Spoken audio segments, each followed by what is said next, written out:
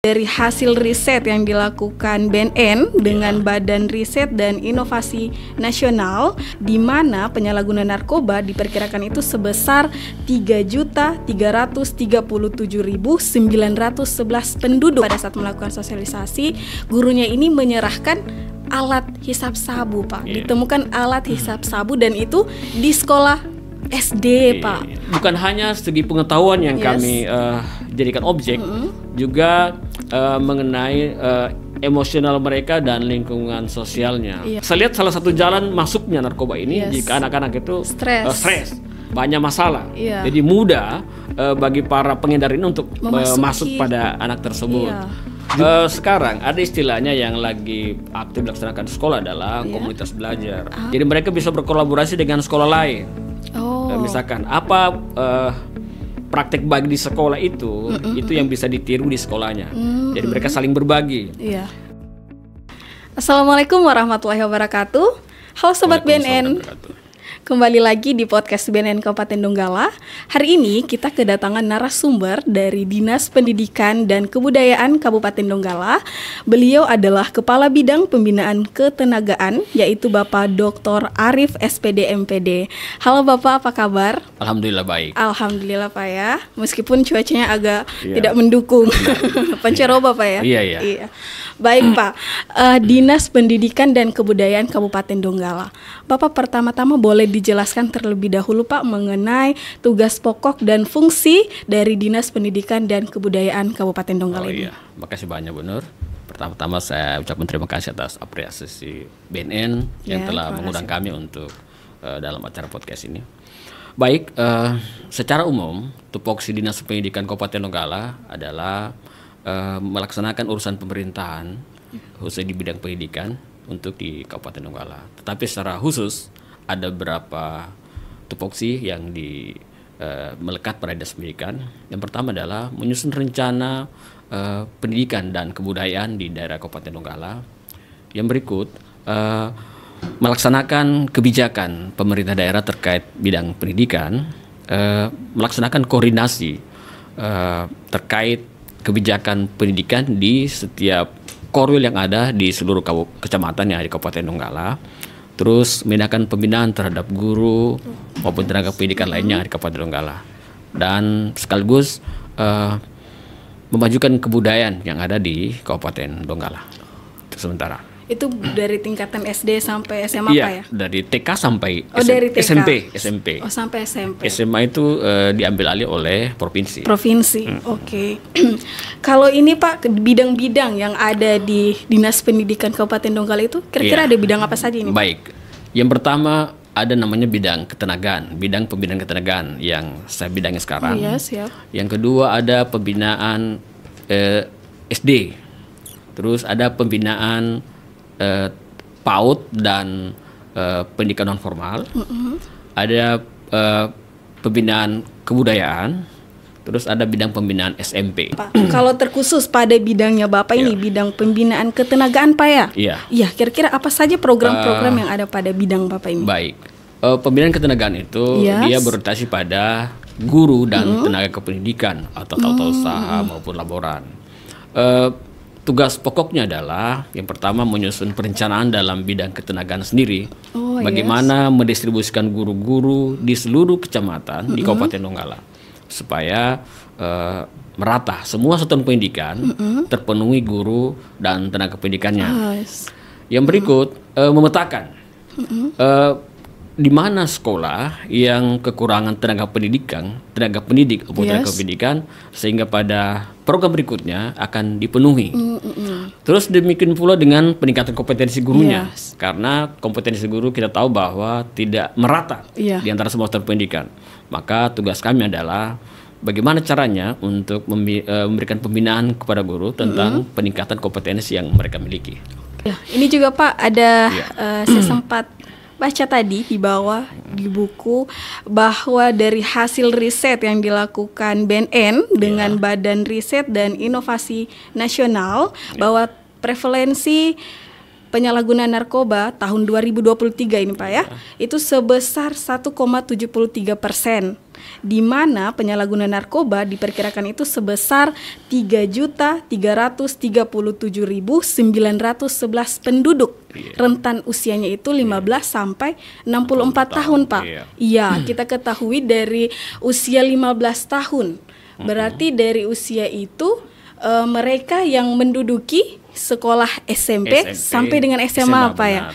Berarti mereka yang sekolah di SMP, SMA bisa jadi terlibat melakukan penyalahgunaan narkotika ini, Pak. Bagaimana tanggapan Dinas Pendidikan? Baik, Dinas Pendidikan sangat khawatir, sangat prihatin dengan kondisi seperti ini.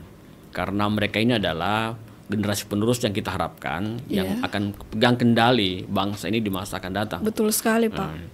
Bagaimana jika mereka sudah terpapar? Berarti secara fisik mereka ini pertumbuhannya akan jelas terganggu. Betul, Pak. Kita lihat kalau mereka yang terpapar itu rasa balasnya muncul, mana kondisi sudah tidak konsentrasi, tidak fokus. Demikian pula mentalnya. Betul, Pak. Sangat terganggu dengan jika memang sudah menyalahgunakan narkotika ini. Jadi terus terang kami sangat prihatin dan akan melakukan beberapa tindakan nanti setelah data itu memang sudah nyata di beberapa sekolah yang ada. Kalau ini juga Pak, itu tadi usia 15 sampai 64 tahun. Bahkan Pak di wilayah Kabupaten Donggala sendiri terjadi kemarin di suatu sekolah, saya tidak usah sebut namanya Pak ya. Ada pihak sekolah yang memanggil penyuluh di BNN Kabupaten Donggala untuk melakukan sosialisasi. Pada saat melakukan sosialisasi, gurunya ini menyerahkan alat hisap sabu, Pak. Ditemukan alat hisap sabu dan itu di sekolah SD, Pak. Yang mana usianya itu tidak masuk tadi dalam hasil prevalensi itu. Bagaimana Pak? Ini lebih miris lagi Pak, anak SD. Ya, terima kasih banyak Mbak Nur. Ini lebih memprihatinkan lagi karena siswa SD yang seharusnya mereka itu yang mengenyam pendidikan dasar secara formal itu mereka. Tapi kalau mereka sudah mulai mengenal barang ini, saya yakin justru perkembangan otak mereka yang harusnya sudah berada pada 80%, kan golden age kan 0 sampai 5 tahun ya. Betul, Pak. Pertumbuhan otak mereka yang sudah mencapai 80%, jika terpapar ini jelas akan mengganggu sampai pada posisi 100%. Secara mental, secara fisik jelas ini lebih akan sulit dia mengenyam pendidikan lebih lanjut. Betul, Pak. Jadi sangat disayangkan jika hal tersebut bisa terjadi di SD. Pasti tidak memungkinkan nanti dia diputus sekolah. Betul. Banyaknya usia putus sekolah ya. Salah satu mungkin gara-gara itu nanti gara-gara narkoba. Pak, apakah bisa ini salah satu program P4GN dimasukkan dalam kurikulum di lingkungan sekolah ini, Pak? Benar sekali. Dinas Pendidikan yang termasuk bertanggung jawab terhadap kelangsungan pendidikan anak. Ini kan sudah dimuat dalam peraturan Bupati tentang bagaimana fasilitasi pencegahan dan pembatasan penyalahgunaan dan peredaran gelap narkoba pada Perda Kabupaten nomor 2 tahun 2021, bahwa yang bertanggung jawab salah satunya adalah satuan pendidikan atau sekolah ya. Betul. Oleh karena itu pihak Dinas Pendidikan ada melakukan beberapa hal. Yang pertama, tindakan preventif bagi mereka yang belum terpapar. Caranya adalah seperti yang Mbak Nur katakan tadi, memasukkan pencegahan ini, bahaya narkoba ini dalam kurikulum.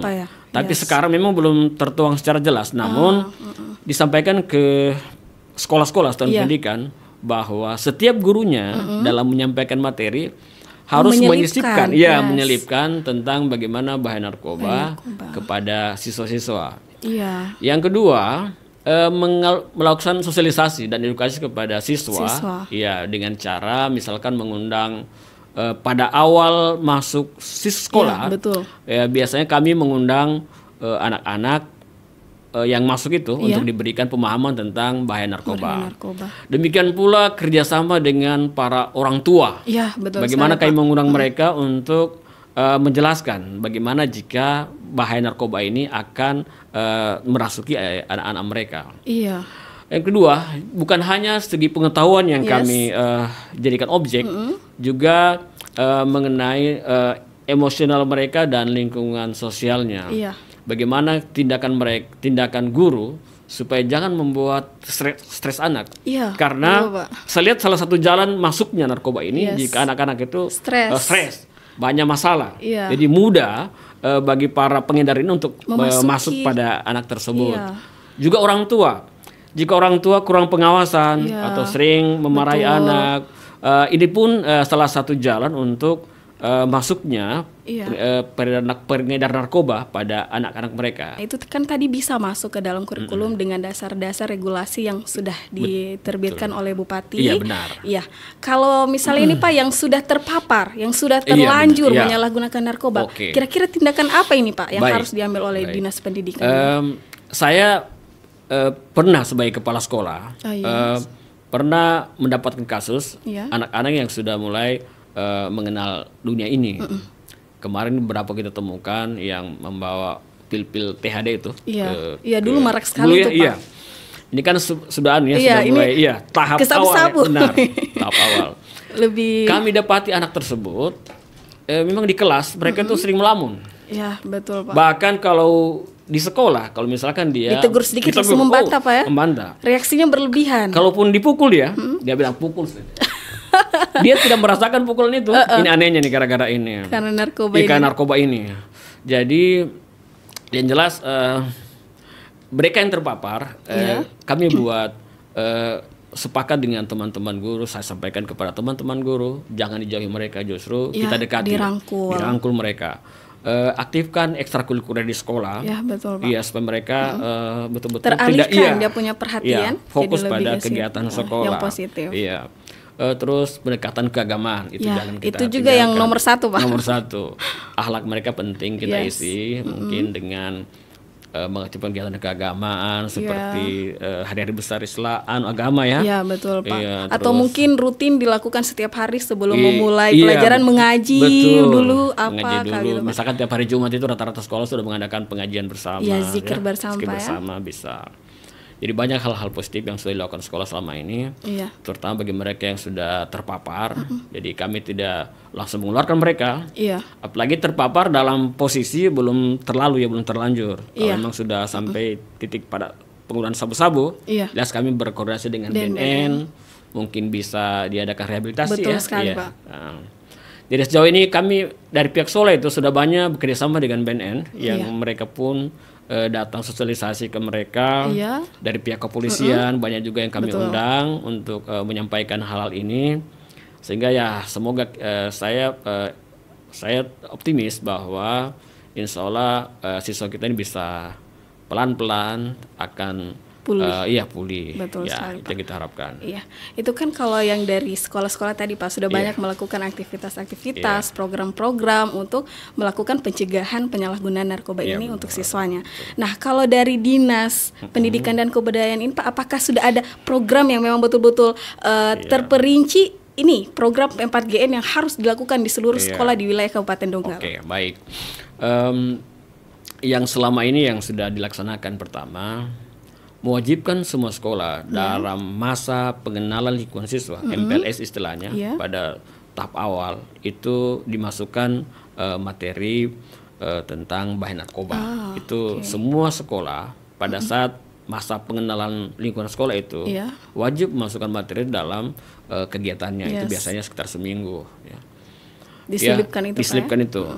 Yang berikut diminta tiap sekolah itu membentuk satgas yang terdiri dari mungkin terserah sekolah unsur-unsur apa yang dilibatkan itu tapi mungkin belum berjalan sepenuhnya tapi sudah mulai berjalan. Terus sosialisasi intens dilakukan kepada pihak sekolah itu dengan melibatkan dari BNN, dari kepolisian saya katakan tadi, dan berbagai pemerhati pendidikan yang punya kapasitas tentang narkoba ini. Tentang P4GN itu Pak diundang. Pak, apakah kan tadi itu Dinas Pendidikan sudah memberikan program harus ini. Apakah pihak sekolah melakukan pelaporan ke Dinas Pendidikan maksudnya supaya Dinas Pendidikan ini bisa mengevaluasi sekolah mana yang belum melakukan program P4GN ini? ini yang belum terjadi sebenarnya. Ini yang belum terlaksana dengan baik. Beberapa karena ini mungkin belum berupa instruksi yang tegas bahwa setiap sekolah harus melaporkan kegiatan ini. Tapi selama ini mereka pada kegiatan-kegiatan yang tidak formal, mereka melaporkan tentang apa saja mereka lakukan terkait gerakan ini. Sudah ada seperti ada beberapa sekolah yang sudah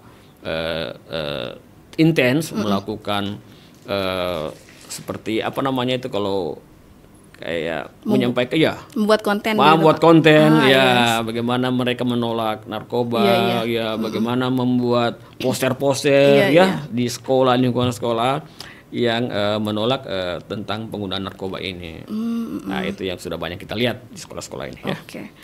Kalau misalnya ini Pak, Bapak kira-kira ada saran atau kira-kira ada petunjuk untuk di luar sana sekolah-sekolah yang bingung untuk melaksanakan program P4GN ini? Mungkin mereka bilang, pakai biaya lagi, atau mau apa kayak Bapak bilang tadi mau bikin poster, ujung-ujungnya biaya lagi nih Pak.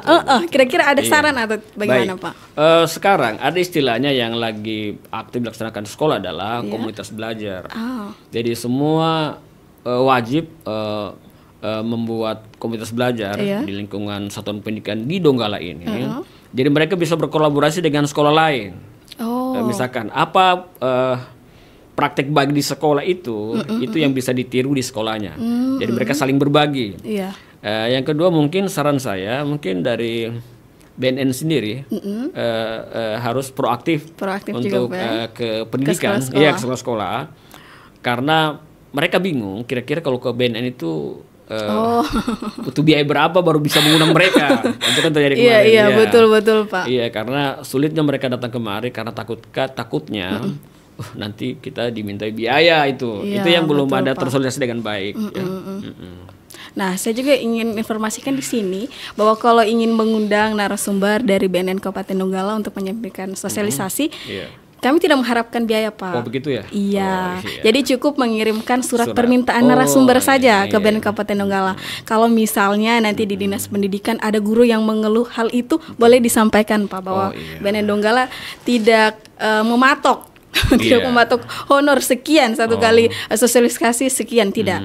Jadi cukup masukkan surat permintaan narasumber. Jadi nanti penyuluh-penyuluh yang ada di BNN Kabupaten Donggala datang ke sekolah yang sudah meminta narasumber tersebut Pak. Ya, makasih banyak atas informasinya, nanti disampaikan kepada teman-teman di sekolah. Siap Pak. Jika Bapak Ibu butuh tenaga penyuluh tentang narkoba ini bisa dihubungi BNN. Betul sekali dengan Pak. menyuruh kepada mereka. Tidak usah pikir biaya dulu. Yang penting undanglah dulu bagaimana yang penting adik-adik kita, anak-anak kita di sana teredukasi. Betul. Karena salah satu masalah mereka mencoba-coba narkoba itu karena mereka tidak tahu efeknya ini apa. Jadinya dicoba-coba. Akhirnya ketergantungan, putus sekolah, makin tinggi itu angka pengangguran di Kabupaten Donggala. Saya cerita sedikit sebenarnya pengalaman kemarin. Pak. Itu anak itu sebenarnya yang awalnya adalah yang broken home ya. Home. Itu mereka sangat lihai membidik mana anak yang bisa dimasuk. Memang para bandar, para pengedar itu membidik anak-anak yang seperti itu Pak. Dan mereka ya beruang lah, maksudnya ada modal mereka untuk itu. Jadi dari sinilah awalnya mereka mempengaruhi teman-temannya. Kemarin ada yang memberikan ke minumannya dia, diisi di minuman, dijebak awalnya. Baru dilapor, kan saya tanya kenapa mulai ada perubahan tingkah laku ya, mulai murung, mulai tidak tahan malu dia, sudah tidak terlalu malu dengan situasi setelah.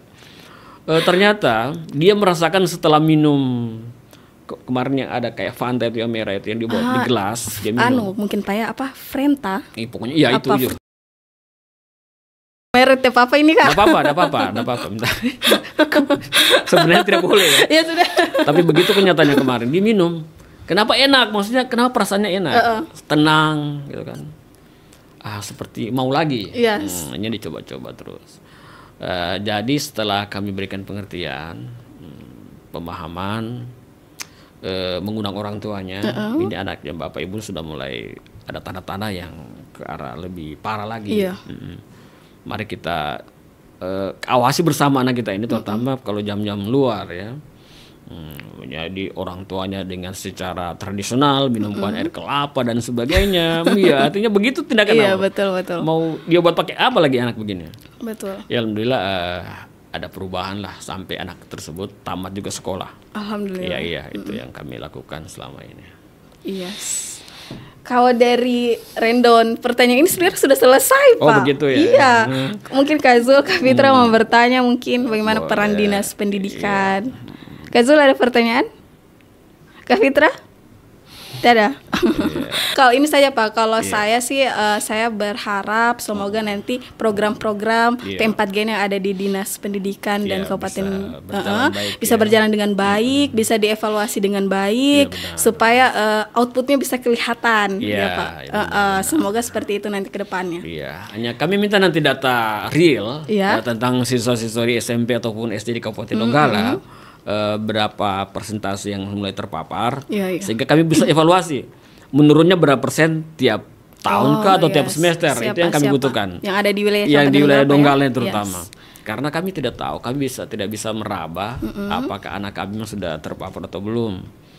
Hanya laporan-laporan, kalau cuma hal yang belum pasti juga susah. Apalagi bukti-buktinya susah didapatkan. Ya, betul juga Pak. Tapi sesuai dengan pepatah kayaknya lebih baik mencegah ini Pak. Benar, kalau itu itu tetap kami lakukan. Betul sekali Pak. Ya, secara intensif selama ini kami tidak pernah putus karena ini sangat betul-betul sangat mengganggu generasi kita nanti. Betul sekali Pak. Jadi tidak pernah kami lepas. Walaupun belum terpapar ya. Jadi preventif sangat penting, lebih mencegah atau sedang mengobati. Jangan mengobati.